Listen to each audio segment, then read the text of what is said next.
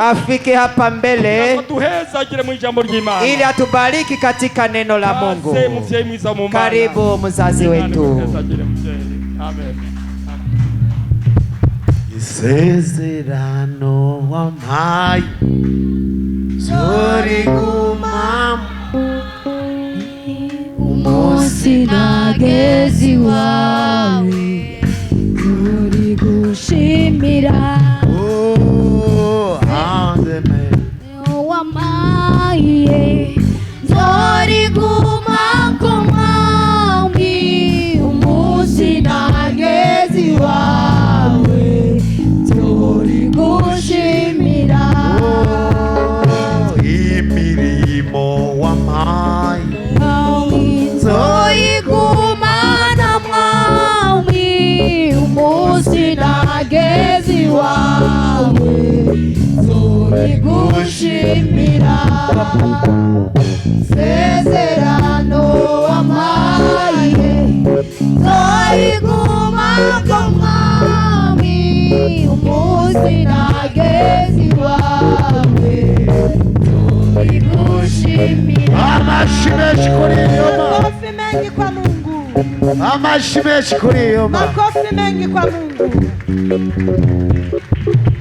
Tugiye kurangiza umwaka. Tunaenda kumaliza mwaka.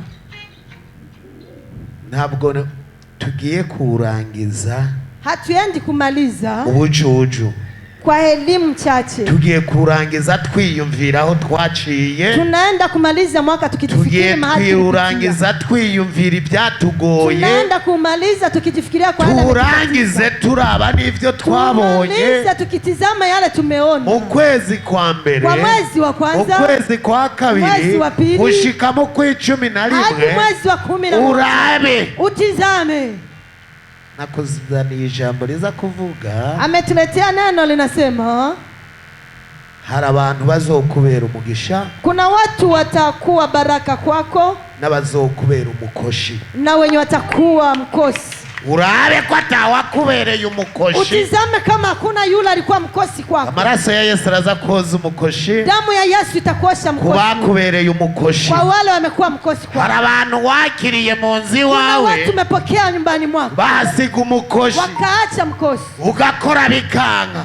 Unatumika inakataa. Hari abantu mwagendanye. Kuna watu mmetembea nao. Bakubera umukoshi. Wakawa mkosi kwako. Ugasanga ibyawe byarashwiragiye. Unakutana yako imesambaa. Kubera umuntu mwagendanye nawe. Kwa sababu ya mtu mtembea naye. Uno munsi. Siku ya leo. Nivyo tuza kwihwebutsa. Ndo tutatizama. Nitwasanga hari wakubereye umukoshi. Tukikuta kuna mwenye alikuwa mkosi kwako. Amaraso ya Yesu aracyahari. Damu ya Yesu ingali. Nitwasanga hari wakubereye umugisha. Tukikuta kuna mwenye alikuwa baraka kwako. Uza gushima Imana. Utainua mkono shukuru Mungu. Fevrier abiteka ya ndirimbo yacu. Acha Fevrier tuimbishe ile nyimbo yetu. Ama tuce tubandanye n'ijambo. Kisha tuendelee na neno. Iyo tugiye kurangiza dushima. Ili tuende kumaliza umushumba. Eti boss.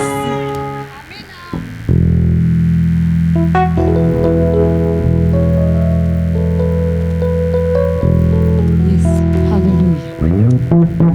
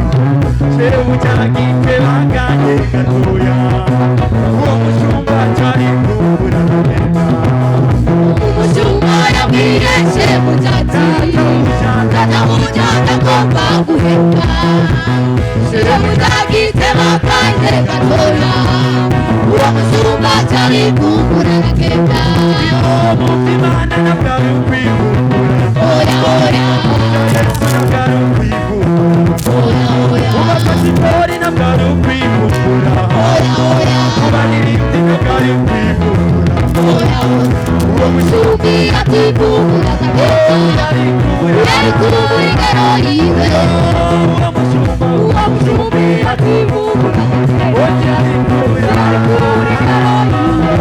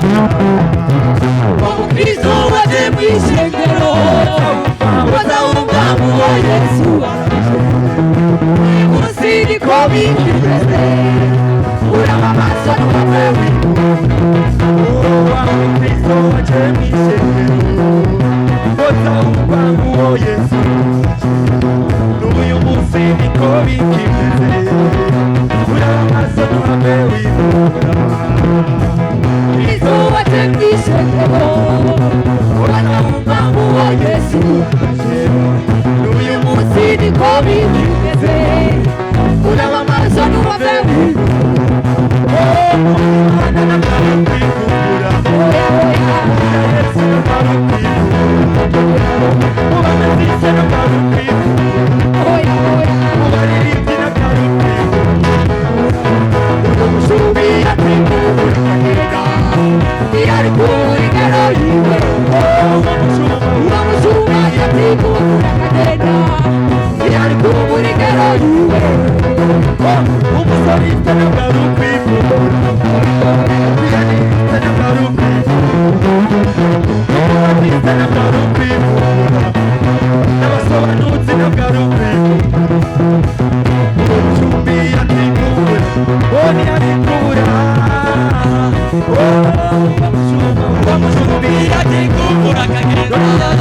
Ubarokotsi na bwaru kwivumbura Uwa musumbi ativumbura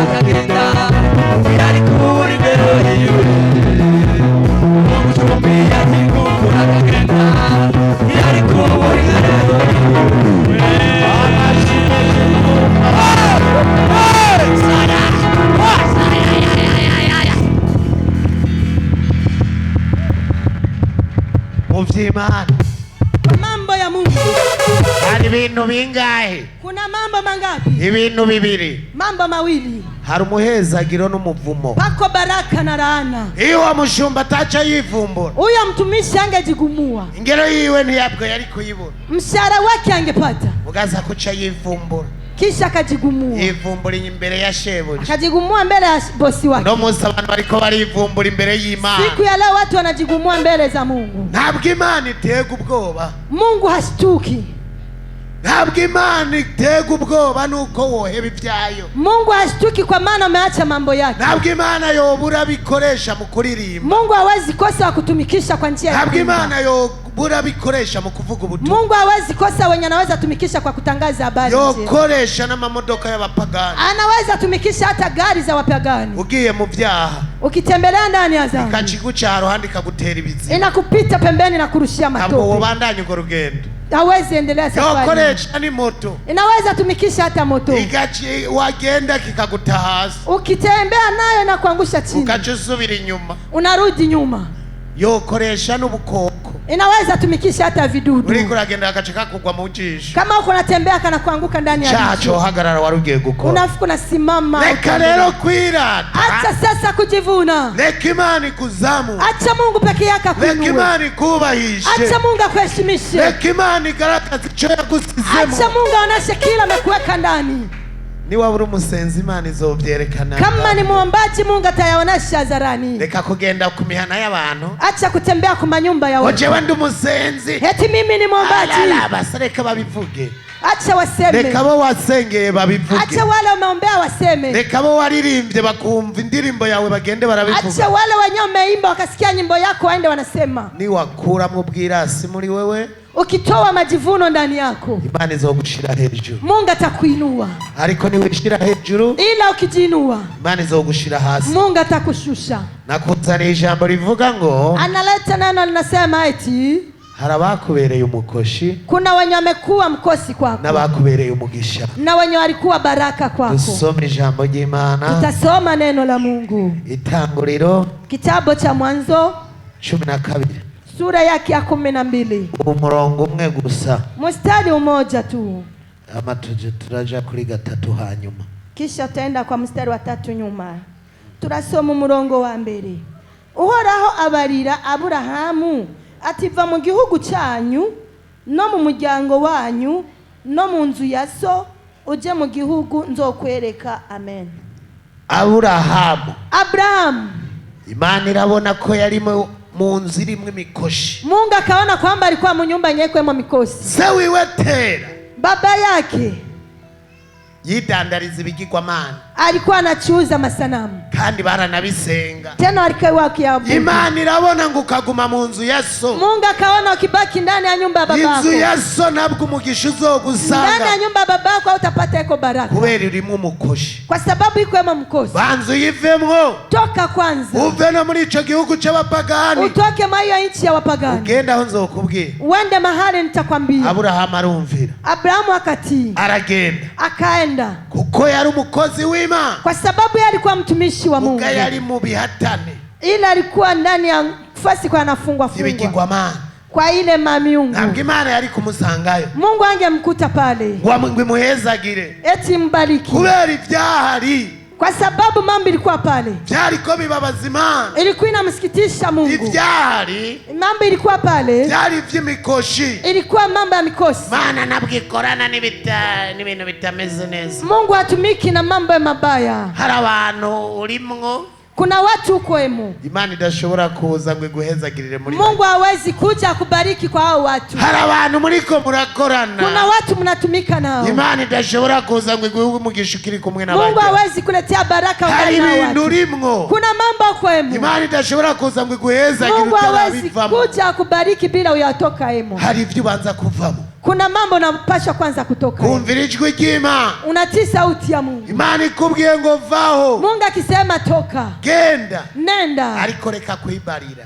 ila inakwambia No unajiambia. munsi abantu buno mu Leo abantu bariko baribarira, watu wanajiambia, abantu bariko baribwira, watu wanajiambia ngo nogenda uko vyogenda eti neza, nikienda hivi mambo itakuwa sawa, nokora uko vyogenda neza, nikitumika hivi mambo itakuwa ja sawa. kukara gusenga Imana, Uende kwenye kamlago uombe Mungu. Ubaze Imana. Umuswali Mungu. Ati mbega byagenze gute muri uno mwaka? Je, kwa mwaka huyu mambo yangu imeendeka? Raba muri telefone yawe. Tizama ndani ya simu yako. Abakubereye umugisha ni bangahe? Wenye walikuwa baraka kwako ni wangapi? Abakurungikiye kuri limikashi ni bangahe? Wenye wamekutumia kwenye mtandao wa limikashi ni wangapi? Abantu buno muzi. Watu wa kisasa. Nibandika n'ababagiriye neza. Hawaandiki hata wenye wamewatendea vyema. Nibandika n'ababagiriye nabi. Hawaandiki hata wenye wamewatendea mabaya. Je, ungiriye nabi ndakwandika? Yeye ukimtendea maovu anakuandika. Ndakubabarira muga ndakwandika. Anakusamehe ila anakuandika. Ungiriye neza ndakwandika. Ukimtendea vyema anakuandika. Umwaka ugomba uhere. Mwaka ukitaka kuisha. Fata telefone yanje. Anashika simu yake. Abatumye umutima ubabara bose nkabafuta. Wenye wamemanisha moyo wake kuumia wote anatoa. Kugira negure. Ili ataandae ibibanza by'abazombera umugisha. Fasi za watu wenye watakuwa baraka. Babandi narababonye. Wale amewaona. Ntabwo ndindiriye kubabona ukundi. Hasubiri tena kuwaona mara tena. Ibyo bamukamwe narabibona. Yenye wana wote ayemo ameyaona. Yesu nashimwe cyane. Amen. Usaba Imana umugenzi umwe gusa. Uombe Mungu rafiki umoja tu. Twagiye ku murongo wa gatatu hanyene. Tunaenda kwenye mstari wa 3. Turasoma. Abazoguhezagira nzobahezagira. Kandi uzokuvuma nzomuvuma. Kandi muri wewe niho imiryango yose yo mu isi izohegwa umugisha. Amen. Ivuga ati ni jewe. Jiseme eti ni mimi. Niho umuryango imiryango yose izohezagirirwa. Jamii zote ndo mahali zitabarikiwa. Muri abanyamugisha. Nyinyi ni wenye baraka. Ngo genda ngo uzoguhezagira. Eti nenda yule atakaye kubariki. So muhezagira. Utambariki. Hari abantu b'abanyamugisha. Kuna watu wenye baraka. Hari umuntu wakira mu nzi wawe. Kuna mtu unapokea nyumbani mwako. Akakubera umugisha. Anakuwa baraka. Hari abantu b'abanyamugisha. Kuna watu wenye baraka. Natirirwa arasenga. Hata usiombe. Agezi wawe. Akifika tu kwako. Ibintu bice bitangura kugenda neza. Mambo yote inakuwa sawa. Agezi wawe. Akifika kwako. Ugenda kuri mukimbura. Unaenda kwenye shamba. Hari abantu b'abanyamugisha. Kuna watu wenye baraka. Bayezagiwe n'Imana. Wamebarikiwa na Mungu. Hari abantu b'abanyamugisha. Kuna watu wenye baraka. Mwakiriye mu rugo rwawe bigenda. Ukimpokea nyumbani mwako mambo yote inakuwa bikagenda neza. Kazi yako inakuwa nzuri. Undabira abantu batatu bakubereye umugisha muri uno mwaka. Utizame watu watatu wamekuwa baraka kwako kwa mwaka huyu. Tuzogira umunsi wo kuvuga batugiriye neza. Tutakuwa na siku ya kusema watu wametutendea vyema. Abantu batugiriye neza tubavuge. Watu wametutendea vyema tuwaseme. Ikibazo cy'abantu no munsi. Shida kwa watu wa siku ya leo. Bavuga abantu babajanye ku maziga. Wanasema watu wakiwabeba kwenye mazishi. Ngo umuntu yari ntore. Yo mtu huyu alikuwa mzuri. Vuga umuntu akiriho. Sema mtu vizuri angali. Umuntu akiriho. Mtu angali uhai. Wakugiriye nabi. Aliyekutendea maovu. Ukwezi umwandikira ikete. Mwezi huyu mwandikia kibarua. Umubwira ati warangiriye nabi. Umwambie umenitendea vibaya. Ati waranteye umukoshi. Eti mimi nikogotea mkosi. Ati byago mfise byamuka kuri wewe. Jaribu niko napitia mo zinatokea kwa. Hari abantu baguteye ibyago. Kuna watu wamekokotea jaribu. Ari kubagumiza muri telefone. Ila unawabakiza ndani ya simu yako. Haraho muraniyumvira ko abantu mu mitwe bamaze kwicurika. Pako sana jifikiria kwamba ndani ya akili zao hawana akili. Umuntu akugiriye nabi no munsi. Mtu anakutendea vibaya siku ya leo. Ejo ukamutelefona. Kesho tena unampigia simu. Arakongeye ikibi. Anakuongezea tena bara. Hirya ejo ngo mwaramutse. Kesho tena unamtolea salamu. Uno mwaka. Mwaka huyu. Ni umwaka wo kuraba aho twatakarije. Ni mwaka wa kutizama mahali tumepotezea. Si umwaka wo kurya umuceri n'inyama. Sio mwaka wa kula mchele na nyama. Si umwaka wo kwambara neza. Sio mwaka wa kuvaa vizuri. Ni umwaka wo kuraba. Ni mwaka wa kuchunguza. Ati mbega byagenze gute? Je, vimeendeka aje? Aho byanyuye byameze gute? Mahali imekatalia wapi? Birashika ukaba wirukanye umunyamugisha mu rugo. Inawezekana umefukuza mtu wa baraka mnyumba yako. Genda umurondera. Nenda mtafute. Nimba wabona ibyiza yagukoreye. Kama umeona mazuri amekutendea. Birashika ari umugenzi wawe. Inawezekana ikawa rafiki yako. Waciye urutsinga rwiwe. Pako rafiki yako umekata connection naye. Kandi yakugirira neza. Na tena alikuwa anakutendea mazuri. Kandi ari wewe wamugiriye nabi. Na tena wewe umemtendea maovu. Hanyuma ukacumwanga.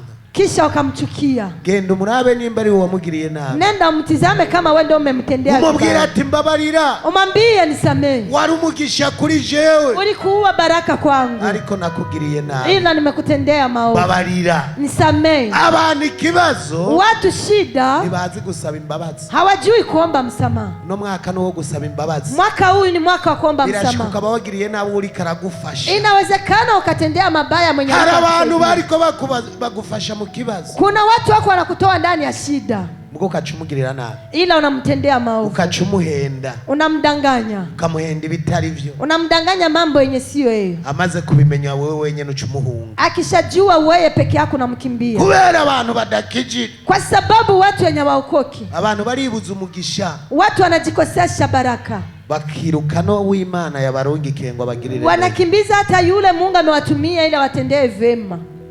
Ni umwaka wo kwisuzuma. Ni mwaka sasa wa kujichunguza. Si umwaka wo kurya inyama. Sio mwaka wa kula nyama. Si umwaka wo kubyina ngo Noeli. Sio mwaka wa kucheza eti Noeli. Abandi ngo Noeli Noeli. Wengine eti Noeli Noeli. Mundabira ahantu handitse Noeli muri Biblia. Mtizamie mahali panaandikwa Noeli ndani ya Biblia. Musomya nyaruka. Msomaji aje haraka. Anyereka handitse Noeli. Amuoneshe mahali panaandikwa Noeli. Hariho. Hakuna. None muyihimbaza kubera iki? Kwa nini sasa mnaisifia? Yesu yavutse ryari? Yesu amezaliwa lini?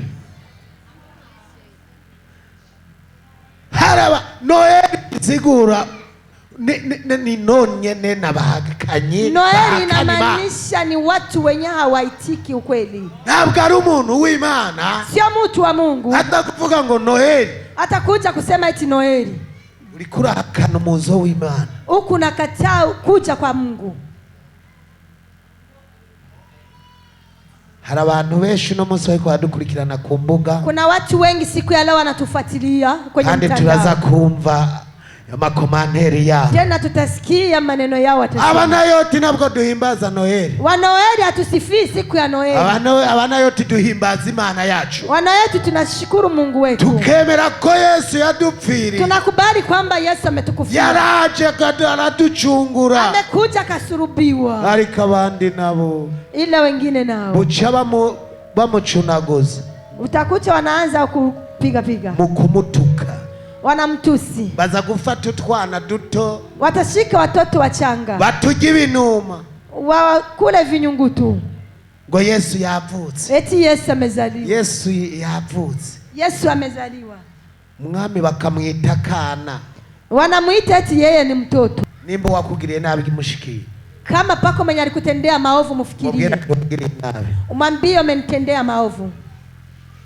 Nimba narakugiriye nabi nshikiye. Kama amekutendea mabaya umfikie. Ubwira ati apotre warangiriye nabi. Umwambie apotre umenitendea vibaya. Menye ko nakugiriye nabi. Akishajua kama amekutendea maovu, chanda gusaba imbabazi. Anakuomba msamaha. Kandi biba birangiye. Tena inaisha. Muri Nayoti. Ndani ya Nayoti. Tuvuga ukuri. Tunasema ukweli. Kubera ni ku musozi w'Imana. Kwa sababu tuko kwenye mlima wa Mungu. Nitusa na babandi. Hatufanani na wale wengine. Ngo Yesu nashimwe. Bwana Yesu asifiwe. Warengana. Ukipita. Urupfu. Eti huyo mfu. Ngo ruraririmba. Ukinaimba. Ngo rurasenga. Kinaomba. Mugamuhuye. Ila mkikutanana. Yesu nashimwe. Bwana Yesu asifiwe. Mugamu mutima biriko biragira gute. Ila ndani ya moyo.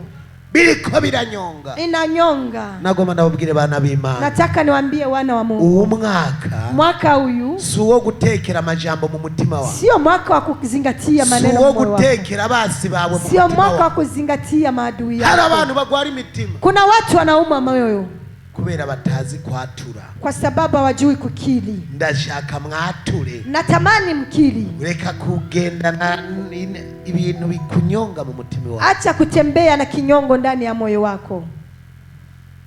Abiteguriye Noeli ni bangahe? Wenye wanajiandalia Noeli ni wangapi? Abaguze umuceri n'ibiharage bya Noeli. Wenye wameuza mchere na maharage ya Noeli ni wangapi? Abana nababonye hariya. Watoto wamewaona huko. Mubakuze ntabiteguye. Kwa watu wakuu hakuna wenye wanajiandaa. Abaguze impuzu za Noeli. Wenye wameuza mavazi ya Noeli. Ntabagabo baragurira impuzu abagore babo za Noeli. Hakuna wababa wameshauzia wake zao nguo za Noeli. Cheo mgengo ndakugura impuzu ya Noeli. Yeye ukimwambia kuuzie nguo ya Noeli, ntabwo woyambara wewe. hawezi ivaa wewe. No kubwira ukanzanira Noeli nkayambika. Naweza kwambia unamletea Noeli anaivika. Abagore ari ibintu bitwaza mwabana. Pako sasa vitu wa mama Ngurira kamuhuzu ka Noeli. Eti niuzie kanguo ka Noeli. Burya hajya ntimubamubeshi. Pale si mnakuwa mnasema ongo. Noeli rambara. Noeli inavaa.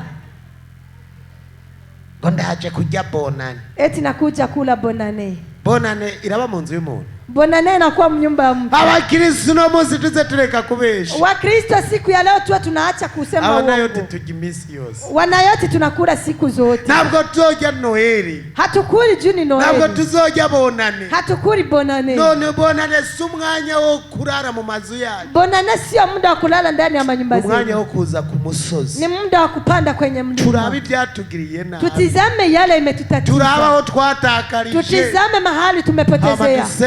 Kisha tuombe Mungu. Tubwira ati wa mana we. Tuseme Mungu. Muri uno mwaka dutanguye. Kwa mwaka huyu tunaanza. Duhindurira amateka. Tubadilishie maisha. Amajambo batuvuze. Maneno waliyotusema. Ubukene bwaduteye. Umaskini uliotushika. Ibibazo twahuye nabyo. Shida tuliyokutana nazo. Bisigare muri 2024. Zibaki ndani ya mwaka wa 2024. Ariko muri uno mwaka. Ila kwa mwaka huyu. Ndakwinginze. Nakusi. Unje imbere. Unitangulie. Abansuzuguye. Waliyonizarau. Banyubahe. Waniheshimu. Abasengera icubahiro ni bangana. Wenye wanaombea heshima ni wangapi? Muri bakenya. Nagomba ndababwire. Anahitaji kutuambia. Igituma abantu bagwa mu byaha. Kinamaanisha watu wanaanguka ndani ya dhambi. Nukutiyubaha. Ni kutokujiheshimia. Iyo wiyubaha. Ukijiheshimu. N'amajambo uvugura yagosora. Hata maneno unasema unapeta. Iyo wiyubaha. Ukijiheshimu. Si umugore wari wese mupfa kugenda. Sio mke, kila mke wote mnaweza mkatembea naye. Wewe uri umudamu. We kama ni mama. Si umudamu wari wese mugendana. Sio mama wote unaweza kaenda naye. Uraba umudamu afise ijambo. Unatizama mama mwenyeko na neno. Ukaraba ingene abanye n'umugabo mu rugo. Unatizama jinsi anaishi na mumewe. Hama ukavuga tu n'umuntu yisa. Kisha unasema huyu ni mtu mwenye kujiheshimu. Akabari we mugendana. Ndo mnatembea naye. Aba papa. Wa baba. Si umugabo wari wese mugendana. Sio kila baba wote mnapaswa kwenda naye. Oya. Hapana. Uraba umugabo yisoneye. Unatizama yule mwenye kujiheshimu. Ukaraba ingene abanye n'umugore neza. Unatizama jinsi anaishi na mkewe. Ukaraba ingene asuma. Unatizama jinsi anaemea. Rega hariho n'abagabo badasuma. Pako na wababa wenye waemei. Bagenda kuibare. Wanaenda kwenye restaurant. Akajya brusheti 3. Anaenda kwenye kabari na kula nyama broshete 3. Muhira umugore n'umwana atari nyama bari. Nyumbani mtoto na mke wake hawakuli nyama. Akagenda inda yuzuye. Anaenda tumbo imejaa. Noro abari umugabo kwe. Huyo kweli ni baba. Uwo mwogendana. Huyo mnaweza tembea naye. Yatanze rasio ya 2000. Ametoa rasio ya 2000. Mugako kabari y'ibihumbi 20. Ila kukabari anakula 20,000. Abo barabaho. Hao wanakuepo. Abo sabo kugendana. Hao sio watu wa kutembea nao. Nimwagendana. Mukitembea nao uzomera nkabo. Utakuwa kama yeo. Uno musaguchize broshete 6. Leo anakula broshete 6. Ejo nawe uzokura 12. Kesho na wote auza 12. Umwereke kuri umugabo. Umuoneshe kama nawe ni mwanaume. Banzo sume. Anza kwanza wemeni. Uri kilo chinya mugitahane. Uza kilo 10 ubebe. Abana bajya ubugari. Watoto wakule ugari. Umugore azokuba. Mke atakuheshimu. Umugore utamusumira nakuba. Mke kama hamwemelei hakuheshimu. Akubonye urenze urugavuga ate nk'ugo ruhimbira Imana yampaye. Akikuona unaenda nasema ona hicho kishenzi Mungu alinipa. Ariko umugore umushirishaje. Ila mke kama unampelekea shashe. Shanaho uwo mukubita ikofi ntaje wabo. Hata ukimpiga kofi haendi kwao. Yesu nashimwe cyane. Amena. Ndiyo. Abagabo bariyubaha. Wababa wanajiheshimu. Umugabo akaraba agashati ajya agakambara bikagenda. Unakutana baba na shati pala na vaki. Na abatagira amafaranga. Hata kama hana pesa. Na umucisha mwijisha. Hakuna yule mwenye atamchunguza. Baravuga ngo ujya ni boss. Anasema yule ni mheshimiwa. So wari wese nanje twogendana. Sio mtu yeyote na yeye anaweza katembea naye. Banza kuraba umupapa wari we. Anaanza tizama yule baba ni nani. Yesu nashimwe cyane. Amen. Uno mwaka huyu turi ku jambo rivuga ngo nukuraba. Tuko kunena linasema kutizama. Turaba bateye umwaka ingoza. Tutizame wenye walileta mkosi ndani ya nyumba zetu. Hari abantu batumye uhomba. Kuna watu wamemaanisha ukahomba mambo yako. Hari abantu batumye uburu mudandaza kome. Kuna watu wamemaanisha unakuwa mtu mwenye elimu. No musi wicaye muhira. Sasa siku ya leo naketi nyumbani. Kubera bagenzi babi. Kwa sababu ya marafiki wabaya.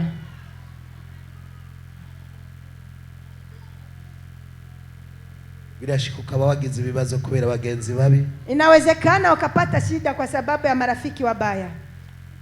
Hasi amaraso ya Yesu aracyahari. Usimame, damu ya Yesu ingariki. Kugira dusegema.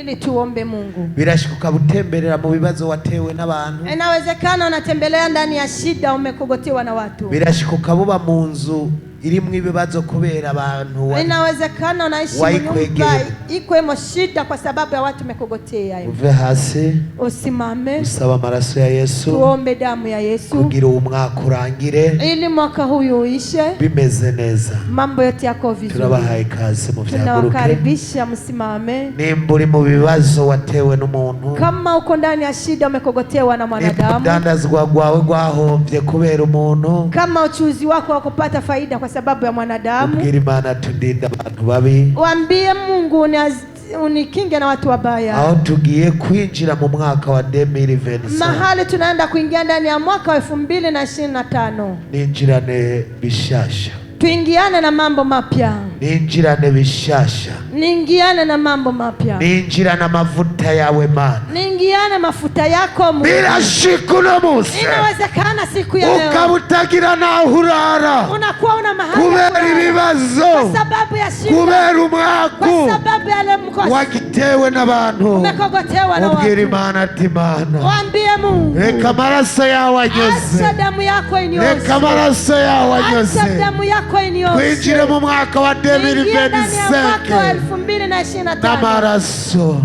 yawe damu yako Yesu. Iyumvire. Jifikirie.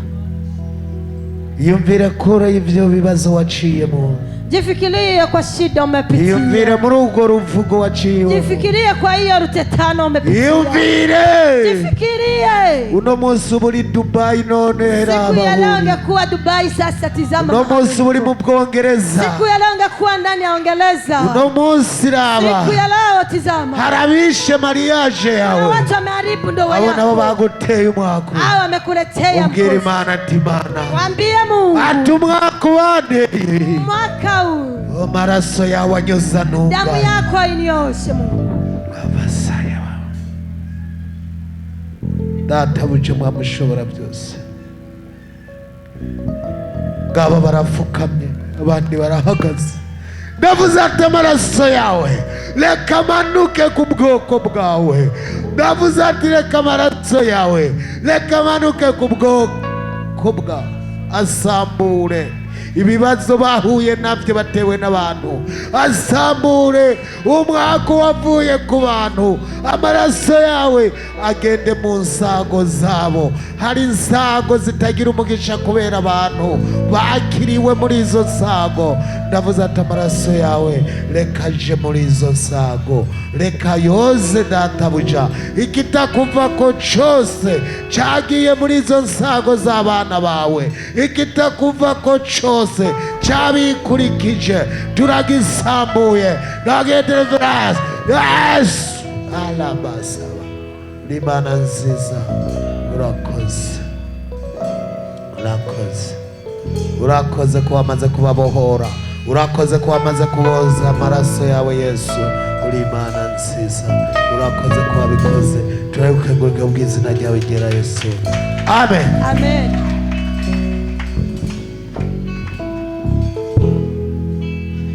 Simbabuke Satani, simbabuke umugabo wanje ni Yesu. Impeta yanje nayikuye Golgotha. Ubugeni bwanje kuzobera Isiyoni.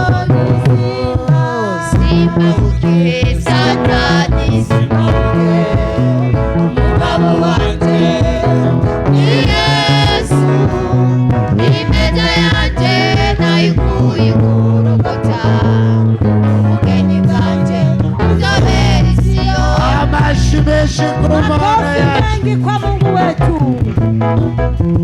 Haraho satani kigira kagabosha. Kuna saa shetani anajifanya mwanaume. Haraho satani kuzibira mu byawe byose. Kuna saa shetani anakuziwia mambo yako yote. Ukaja ngao ukachusanga yabo. Unaenda hapo nakuta ameziwia. Ukaja hali ukasanga yabo. Unakuja huku nakutana ameziwia. Winjira mu nzu akagusanga. Ukiingia nyumbani anakukuta heko. Ariko Yesu aracari kumwe. Ila Yesu angeli kwenye ulinzi. Yachugira ubwoba. Acha kuwa na uoga.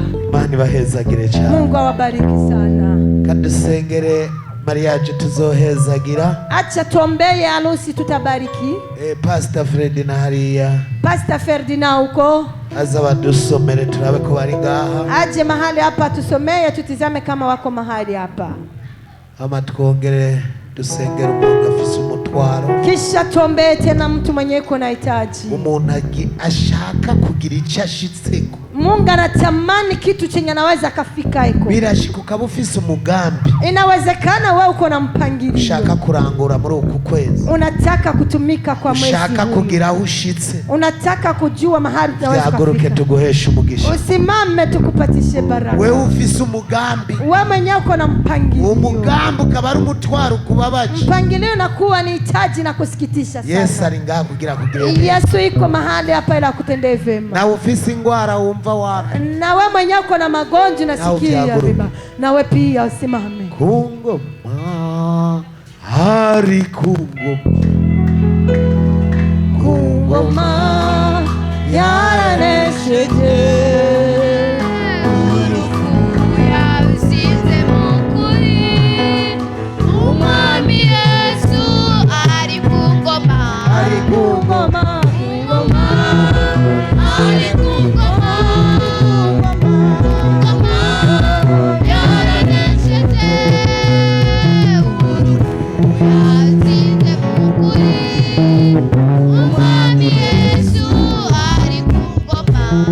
Data ujuri Imana nziza. Uri Imana udaheba bawe ngaba baravyagurutse. Bavyagurukanye imitwaro. Bafise imitwaro ikomeye kandi urayizi. Ndakwinginze wiyerekane.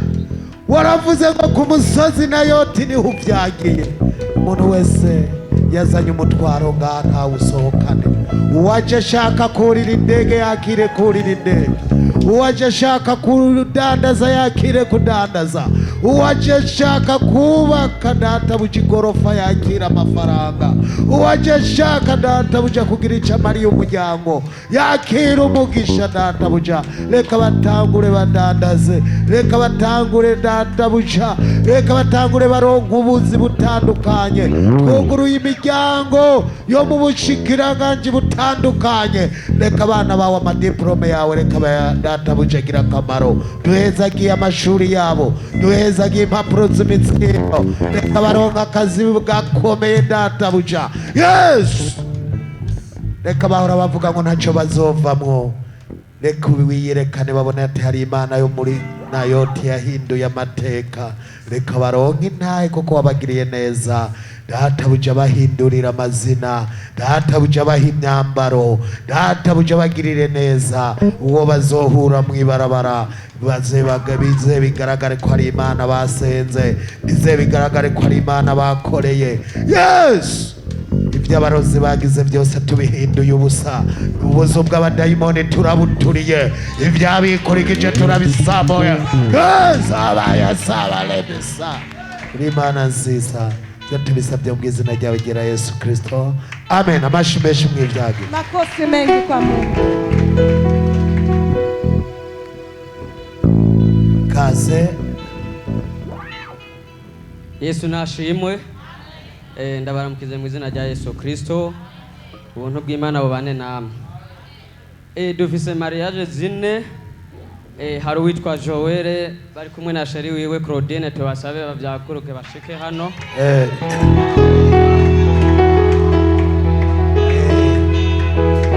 Joel nawe yagiye mu Gatumba. Uwo bazokubakana yagiye mu Gatumba azinga.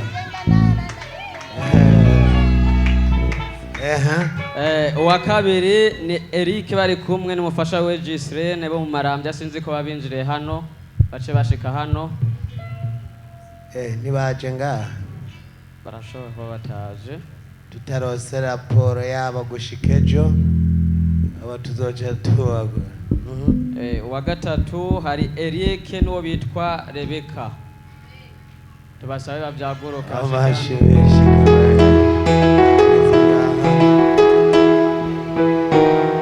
uwa kane ni Jean Bosco bari kumwe na Imakire nabo tubasabe bavyaguruke.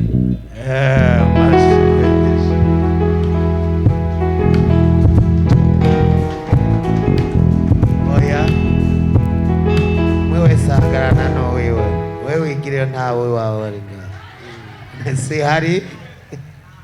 Amen. Eta civile yabo izo bitarike 28 zo ku kwezi tubahezagira itariki imwe yo kwa mbere. Yesu nabahezagira. Reka rero dusenge Imana ibabandanye barinda. Acha sasa tuombe Mungu aendelee kuwalinda muri Nayoti. Ndani ya Nayoti turakunda ubukwe kuko ni Imana irabukunda. Tunapenda harusi kwa sababu na Mungu anaipenda. Tugiye kusenga Imana izibashoboze. Tunaenda kuomba Mungu awawezeshe. Hari uri ngaha yozibiri iyo mariage. Kuna manyeko mahali hapa naweza kaziwia harusi hiyo. Birashika akaba hariho warafise batatu canke bane. Inawezekana pako yeye mwenye alikuwa na wake watatu au wanne. Akaba hariho uwovuga ati jya ntangirira na mariage no wanje. Pako panawezekana pakawa mtu anaweza sema yule hawezi unga ndoa. Avyaguruke. Asimame. Munsi wa mariage ntawe dushaka zohaguruka. Siku ya harusi hatutamani mwenye atasimama. Uje bakuzibirira haja ku muryango. Ukija atakuziwia pale kwenye mlango. Nabwo wonona mariage. Hautaharibu ndoa. Arahari. Yupo. Ata uhari. Kama hayupo Yesu azarinda agaruka ataraboneka. Yesu arudi bila hajaonekana. Nimba atabonetse uno munsi. Kama haonekani siku ya leo. Yesu azarinda agaruka. Yesu arudi. Uwo muntu ataraboneka. Mtu huyo bila hajaonekana. Tugiye gusenga Imana ibarinde. Tunaenda kuomba Mungu awalinde. Izibashikane kuri uwo munsi. Awafikishe na siku hiyo. Ata ugwaye. Bila hata umoja mgonjwa. Ariko nitugiye kubasengera ngo muje kubana. Ila hatuendi kwa hatuwaombee eti mwende kuishi. Tubasenge kugira Imana igire gute? Ibarinde. Mungu awalinde. Imoche muvuga ngo apotre adusenge ngo mushike murarana. Msiseme eti apotre amewaombea ili muishi. Oyaye. Hapana. Kugira Imana ibarinde. Nili Mungu awalinde. Data uje mwamushora byose laba bagomba kubaka izabo. Barinde uzubarinde baja kwikomine kwandikwa uzubarinde umusi wa mariage yabo itariki imwe duhezagiye n'ibyo bazojya duhezagiye n'ibyo bazonwa kandi tubatuye kumugisha. Amen. Ujana amahoro y'Imana. Mwende na amani ya Mungu. Yes. Mwarushi. Mmechoka. Mwarushi. Mmechoka. Tugomba turangize. Tunataka tumalize. Watoye ahanditse Noheli yabonetse. Mzazi mahali panaandikwa Noheli pameonekana. Nimba wabonetse. Kama hakuna mwenye amepaona. Iyo mwahimbarije Noheli. Mahali mmesifia Noheli. Muri Nayoti nta Noheli duhimbaza. Ndani ya Nayoti sisi hatusifu Noheli. Mwavyumvise? Mumesikia? Ariko bonane. Ila bonane. Turajya tukanwa. Tunakula tunakunywa. Mugane tubyina. Ila hatuchezi. Tuzorara ngaha. Tutalala mahali hapa. Ariko jewe mbanzi ku mwaka umwe umvuyeko. Ila yeye anajua mwaka umoja unamtoka eko. Ntabwo mba niko ndabyina ngo ndawuriye. Hachezi eti anakula mwaka. Oya. Hapana. Umwaka umwe uramvuyeko. Mwaka umoja unamtoka eko. Nta bantu murabona bapfa mu kwa mbere. Hakuna watu mnaona wanakufa mwezi wa kabiri. Wengine mwezi wa pili. Babyinye ngo umwaka turawuriye. Wanacheza mwaka tunaukula. Umwaka nabwo uriye. Mwaka we ya ukula. Ubwo urakuriye. Eo ndo unakula. Kuyuzomara. Kwa ile nitamaliza. Havuye ku umwe. Panatoka eko umoja. Kuwundi uzomara. Kwa ingine utamaliza. Havuye ku wundi. Panatoka eko ungine. Uzohimbaza no wanyuma. Utasifia hata wa mwisho. Rero abanayoti. Sasa wanayoti. Iyo umwaka uheze. Mwaka ukiisha. Turaraba uko twagenze. Tunatizama jinsi tumetembea. Mbega mana uratwemera. Je, Mungu natukubali? aho twacumuye tukihana, mahali tumekosea uko tunatubu. umwaka uhera Jinsi mwaka unaisha, uri kuregereza kuja mu ijuru. unakuwa unasogelea kwenda Turi mbinguni. kumwe, Tuko pamoja. uko umwaka uzohera Jinsi mwaka utaisha, bandanya witunga, unaendelea bandanya unajitakasa, witunga. endelea unajitakasa. Abandi bariko babyina imiceri. Wengine wako wanaemea mamchele. Uraza abantu bagwa mu ngorane kuri bonane. Unajua watu wanaangukia ndani ya shida siku ya bonane. Ngo bagiye gusuma kw'imiceri biharage nyama. Wanaenda kuemea mchele, maharage, nyama. Na ugahura n'umuntu atambaye ipantaro yiteretse amagazi ya biri ya Amstel. Unakutana mtu mwenye avai suruari iko na kazie mbili za Amstel. Umuntu atagira n'ibirato yiteretse ibido y'ukwa. Mtu mwenye hana hata viatu anakaa na bido yake. Birababaje. Inasikitisha. Mugende mubabwire bose. Nendeni mwambie wote. Atukeneye kujya no bonana zaze muri Nayoti. Eti mwenye anatamani kula bonane aje ndani ya Nayoti. Tuzoteka. Tutapika. Ntihagire umunayoti azoza kugideni kuri botike. Pasiwe mnayoti ataenda kukopa kule kubotike. Tuzorira ngaha twese. Tutakulia mahali hapa sisi sote. Ntihaze hagire umuntu azogideni ngo ni vya bonane. Pasiwe mtu mwenye atakula deni eti ni ya bonane. Wewe uzogideni. Wewe mwenye utakula deni, Imana izigukubite. Mungu akupige. Uzusumisha yufise. Uhemeleshe zile zenye uko nazo. Abantu bariko baragwatiriza n'amatongo. Watu wako wanaozisha hata matongo ngo baronke ibya bonane. eti wapate franga za bonane. Suko vyategerezwa kugenda. Haikukuwa inastahili kuwa hivyo. Wategerezwa kwiyumvira. Ulikuwa unapaswa kujifikiria. Mbega Imana iranyemera? Je, Mungu ananikubali? Abemegwa n'Imana mwikomera amashi. Wenye wanakubaliwa na Mungu tupigeni makofi. Hoba hari umwe atari bwihane. Inawezekana pako umoja mwenye hajatubu. Umuntu umwe nimba haravyaguruke. Mtu mmoja kama yupo asimame. Munavuga ati je sinari bwihane. Mtu anasema mimi nilikuwa sijatubu. Ndumva turiko turegereza kuja mu ijuru. Nasikia tuko tunakaribia kuingia mbinguni. Nimba utarabatizwa mu mazi menshi. Kama hujabatizwa ndani ya maji mengi. Nimba utarakira Yesu nk'umwami n'umukiza. Kama hujampokea Yesu kama mfalme wa maisha yako. Ndumva tutorangiza. Anasikia hatuwezi maliza. Tutakwatuje ngaho ngo wakire Yesu mwangu. Bila hatuja kuitisha na wewe ukiri umpokee Bwana Yesu. Uharu byaguruke mu bangozi. Kama upo usimame kwa haraka. Tarabatizwa. Mwenye hajabatizwa. Cyangwa urashobora kuba warabatijwe. Awe inawezekana umebatizwa. Muga waraguye. Ila umeanguka. Ivy'Imana warabihevye. Mambo ya Mungu umeacha. Kavuga ati ndumva muri uwo mwaka. Unasema nasikia kwa mwaka huu. Ugiye kurangira. Unaenda kuisha. Ndumva nanje no umukozi w'Imana. Nasikia na mimi naweza kuwa mtumishi wa Mungu. Vyagire. Vyaguruke. Usimame uje mahali hapa. Nitwogenda tutabakiriye mu rugo rw'Imana. Hatuwezi enda bila kuwapokea ndani ya nyumba. Turagiriza ngo turasangira. Tufike tunamaliza hapo. Yani ngo turagira gute? Turasangira. Eti tutachangia. Abaturaba nabi tugasangira. Wenye wanatutizama vibaya ama tugatera dushima. Kisha tunashukuru.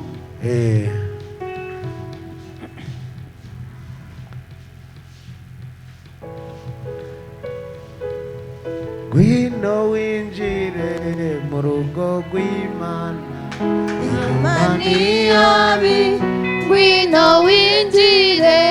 Gwino winjire mu rugo rw'Imana. Inyuma ni yabi. Gwino winjire. Gwino winjire mu rugo rw'Imana. Inyuma ni yabi. Gwino winjire. Gwino winjire mu rugo rw'Imana. Inyuma ni yabi. Gwino winjire. Gwino winjire mu rugo rw'abera. Inyuma ni yabi. Gwino winjire. Gwino winjire mu rugo rw'Imana. Inyuma ni yabi. Gwino winjire. Amashi menshi ku Mana. Makofi mengi kwa Mungu. Aba bantu. Aba watu. Imana iranezerewe uno munsi. Mungu anafurahi siku ya leo. Ntabwo yari kwemera Hangekubali ko bari kwinjira mu mwaka wundi kama wataingia kwa wengine mwaka bakiri hahandi. wangali mahali pale pale.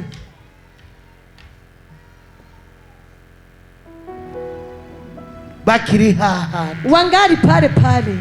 Yesu ashobora kuza uno munsi. Yesu anaweza kuja siku ya leo. Yesu ashobora kuza mu ndwiza. Yesu anaweza kuja kwa wiki ijayo. Nagomba ndababwire abantu b'Imana. Nataka kuambia watoto wa Mungu. Siko bizohora. Haitabaki hivyo. Yesu araje. Yesu anakuja. Hari igihe ntushobora gutera imbere utarakira Yesu nk'umwami n'umukiza. Hawezi piga hatua bila hujampokea Yesu kama mfalme wa maisha yako. Woja aho hanze. Unaweza enda nje. Ukaraba abantu bariko banywa za Amstel. Unatizama watu wako wanatumia Amstel. Usanga nta n'ikirato bagira. Unakutana hawavai hata viatu. Uwambaye ikirato nayo yambaye uruntu rwatabaguritse. Mwenye anavaa kiatu naye anavaa cha kuchanika. Ariko mwebwe uno munsi. Ila nyinyi siku ya leo mugiye kugira mu mamodoka meza mu izina rya Yesu. Munaenda kutembelea kwenye gari. Mugiye gutembereza mamodoka mashasha mu izina rya Yesu. Mugiye kuba mu ngo nziza mu izina rya Yesu. Kuishi ndani ya nyumba nzuri kwa jina la Yesu. Mani heza gira umunda. Mungu abariki mama. Mani heza gira cyane. Mungu akubariki sana. Kandi uzobona Yesu. Tena wewe utamwona Yesu. Mani goheza gira uzomubona. Mungu akubariki utamwona. Kandi mwese muzoba abakozi b'Imana. Tena nyinyi nyote mtakuwa watumishi. Ko mwemereye Yesu. Hivi mnamkubalia Mungu. Uno munsi mukaba mugomba mu mwaki. Leo mnataka mpokee. Mani bahezage. Mungu awabariki. Ndakeneye ababatijwe. Anahitaji wenye wamebatizwa. Abantu babatijwe mu mazi menshi. Wenye wamebatizwa ndani ya maji mengi. Bahagarare ngaho. Wasimame mahali hapa. Abantu bari barabatijwe mu mazi menshi. Wenye alikuwa wamebatizwa ndani ya maji mengi. Hanyuma bakabivamo. Kisha wakatoka emo. Baze ngaho. Waje mahali hapa. Batarabatizwa mu mazi menshi nabo. Wenye hawajabatizwa nao. Begere ngaho. Wasogelee hapa. Ushobora kubatizwa. Unaweza ukabatizwa. Hanyuma ntushike mu mazi neza. Kisha usifike ndani ya maji. Siko none. Ariko wabatijwe mu mazi menshi. Ila umebatizwa ndani ya maji mengi. Ntabwo dusubira kumubatiza muri nayo. Hatuwezi mbatiza mara tena ndani. Hubwo turamusengera. Ila tunamwombea. Tukamuzamura. Tunamuinua. Hanyuma tukamusubiza mu mirimo. Kisha tunamrudisha ndani ya kazi za Mungu. Hama batarabatizwa nao. Kisha wenye hawajabatizwa nao. Tuzoca tubabatiza. Tutafika tunawabatiza. Kuri bonani. Kubonane. Tuzoraranga. Tutalala hapa. Hanyuma. Kisha modoka izova ngaho ije kubatiza. Gari tatoka hapa yende kubatiza. Hanyuma igaruke. Kisha irudie. Tubandanye n'umunsi mukuru. Tuendeleleye na sikukuu. Tuko pamoja. Turi kumwe. Murabanezerewe. Tunawafurahia. Nta muntu dukeneye. Hatutaki mtu yinjirana ibyaha muri 2025. Ataingia na dhambi ndani ya mwaka wa 2025. Ndashaka turondera umugisha huca. Tunataka tutafute baraka mahali. Wahora ukorera Imana. Kama ulikuwa unatumikia Mungu. Hanyuma ukabiheba. Kisha unaacha. Umugisha ntushobora kugaruka. Baraka iwezi karudia. Mwebwe mwari abakozi b'Imana. Nyinyi mlikuwa watumishi wa Mungu. Genda muce mwinjira mu makorali. Nenda mwingie ndani ya makwaya. Muce mwinjira mu basenzi. Mwingie ndani ya waombaji. Mufururi ingabire zanyu. Mufungue karama zenu.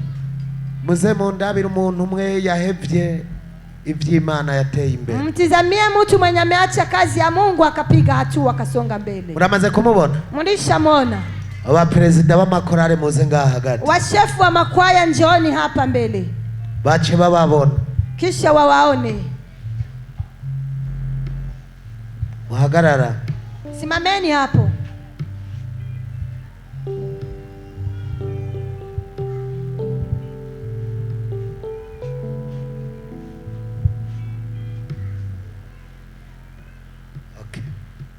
Abazobatizwa muca mucariya kubanditsi. Wenye wadabatizwa mtafika mnaenda kule kwa waandishaji. Tugiye kubo batuza. Tunaenda kwa Mugume ngaho hagufa aho nyene. Acha wasimame hapo.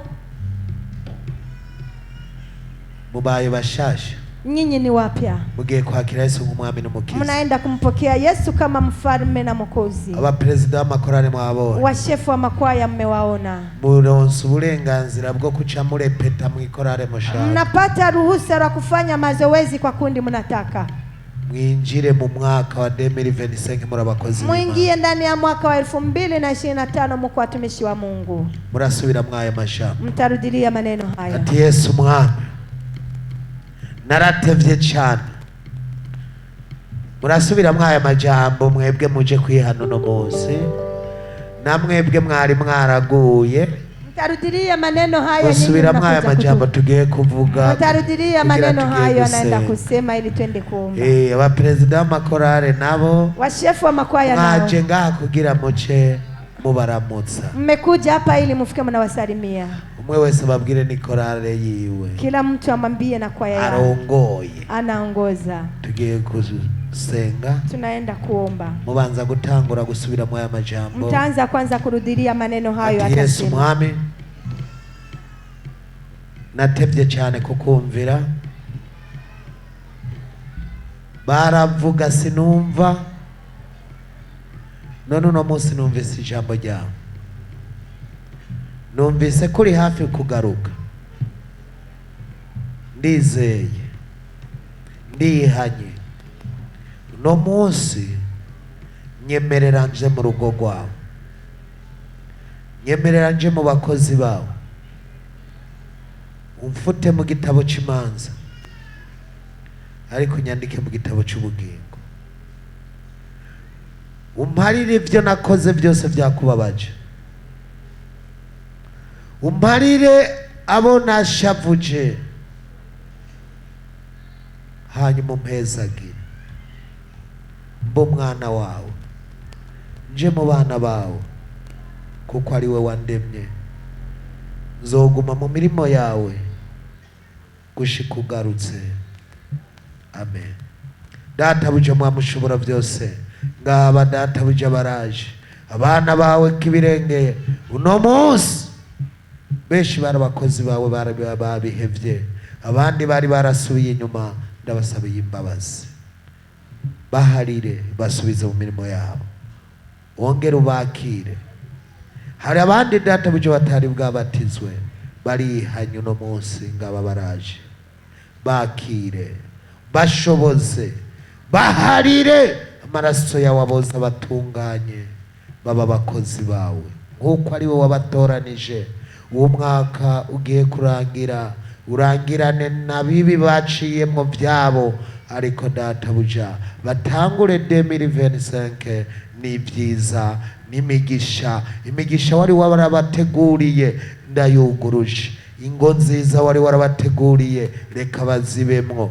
Databuja ndakwinginze, bamwe n'abadandaji bahezagire, abandi baze baba abakozi ba leta bakomeye, abandi baze bakore mu bushikiranganje butandukanye, abandi batangure kurira indege zigenda ku isi yose. Waravuze ngo nimugende muvuga ubutumwa ku isi yose, reka abana bawe nabo babibemwo. Urakoze, tubisabye mu izina ryawe ryera Yesu, amen. Mubaramutse munyaruka, wasalimie kwa haraka, basubire mu byicaro. Imana ibahezagire, mubabariki. Abana b'Imana ni beza, ni beza, ni beza. Abana b'Imana ni beza, ni beza cyane. Abana b'Imana ni beza, ni beza, ni beza. Abana b'Imana ni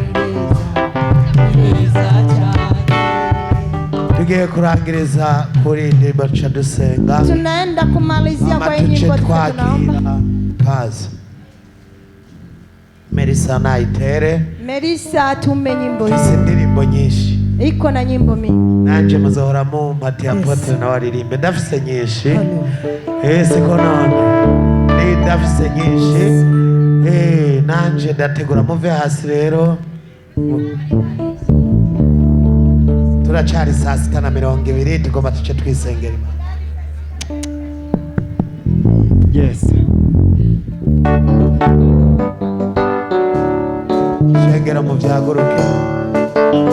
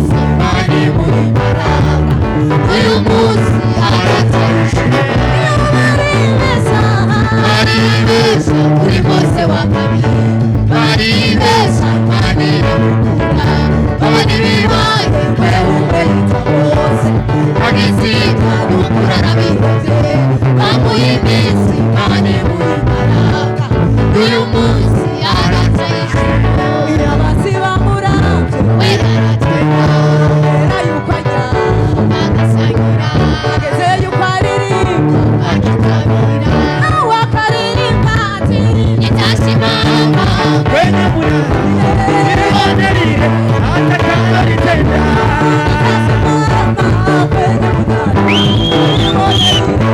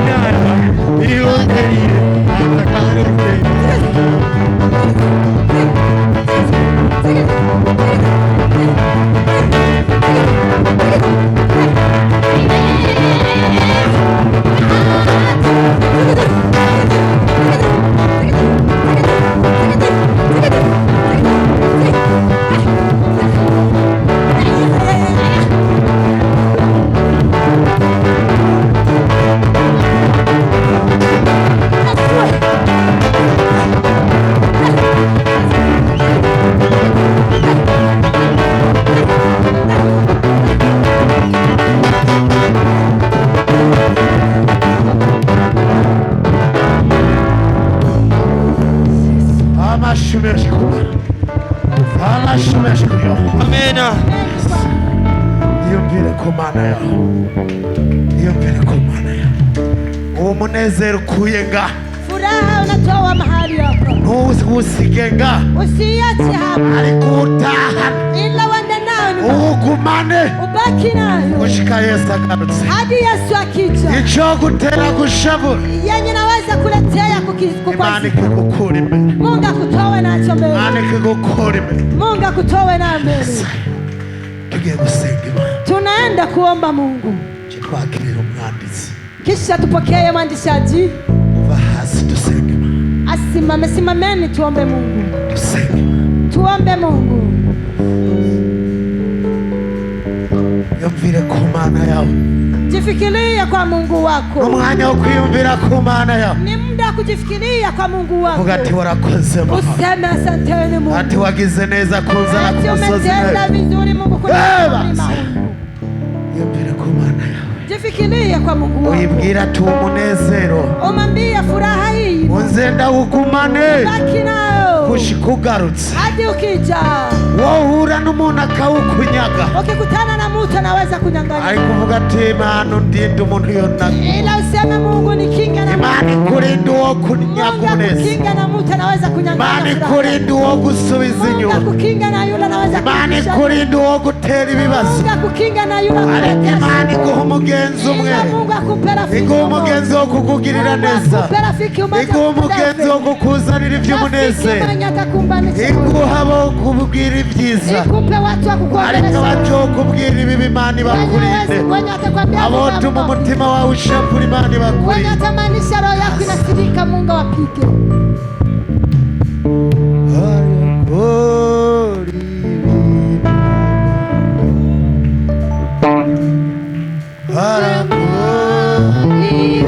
Ibitangaza na kinuna kimwe kitomushobokera arakora ibitangaza, arakora Wiyumvire kuri uwo Yesu, Fikiria kwa huyo Yesu. arakora ibitangaza. Anatenda miujiza.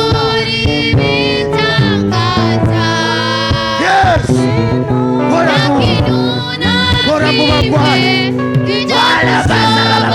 kora mu ishengero ryawe.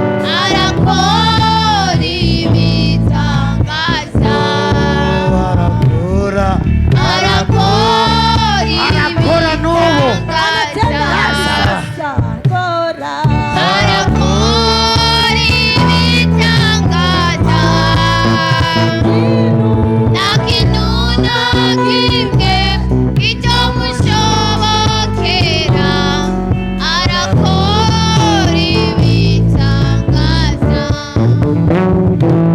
Yesu akora ibitangaza, n'ubu turizeye kugikora. Uko wari uri ejo n'ubu ni kuri. Ndakwinginza aba bantu bose, iri shengero ryawe ryose kora ibitangaza muri uku kwezi kwa12. Kora ibitangaza mu ngo zabo, kora ibitangaza mu bugingo bwabo, kora ibitangaza mu kazi kabo. Data buca bigaragare ko abari ku musozi wawe nate, bigaragare mu nyambaro, mu ngendo, mu mvugo, aho babaye. Data buca bahereza umugisha, bigaragare Yesu, bahereze amamodoka yabo, bahereze inzu zabo, bahereze amafaranga, bahereze ubuzi bwabo, bahereze muri uku kwezi kwa12. Reka bigaragare umwe wese ari mu mugisha wiwe. Yesu we, uri Imana nziza, Imana igira neza. Wakoze, tubisabye mu izina ryawe ryera, amen. Amen. Mashimeshe Makofi mengi. abihanganye, Imana ibahezagire. Wenye wamevumilia Mungu awabariki. Data buja mwami ushobora byose, uri Imana nziza, uri Imana ugira neza. Wakoze, wabanye natwe kuva isabato igitangura. Twararanye ngaha ku munsi wera w'isabato, tugukengurukiye ku byo wakoze. Abakize, abo wahezagiye, habwa icyubahiro. Twatanguranye nawe ku munsi mwiza wo kugutazira no kuguhimbaza. Bana data buja n'ishengero ryawe, wakoze kuba wakijije indwara, kuba wakuremuruye imitwaro. Tugukengurukiye kubw'ishengero ryose warihaye kwihangana. Tugiye kuva ngaha, abagiye mu gatumba uze kujana nabo, abagiye kurya duhezagiye indya zabo, abagiye muri makadamiya kurya no kunywa turabihezagiye ibyo bagiye kurya, abagiye mu mihane wabo turabahezagiye. Tuze dusubire guhurira ngaha twese mwami tugushima, tugukengurukiye kubw'amakorale wakoresheje, Loange na Adorasi yakoze vyiza, tugukengurukiye kubw'abamezisiye, tugukengurukiye kubw'abajournaliste ba Nayo TV, tugukengurukiye kubw'abungere, shengero ryose databuja wakoze, ujane nabo, abasize bagwaye basange bakize, abasaze bari mu gasho basange bidegemvya, abasize badafise ico kurya basange vyabonetse. Urakoze mwami, ntambuke ya mbere biyawe dukurikira abamarayika bashagaje, urakoze kuvyumvisa menshi ku Mana. Abapastori muce musigara, abandi nabo mujana amahoro y'Imana. Uri Nayoti n'umusozi umwe mu misozi ntazi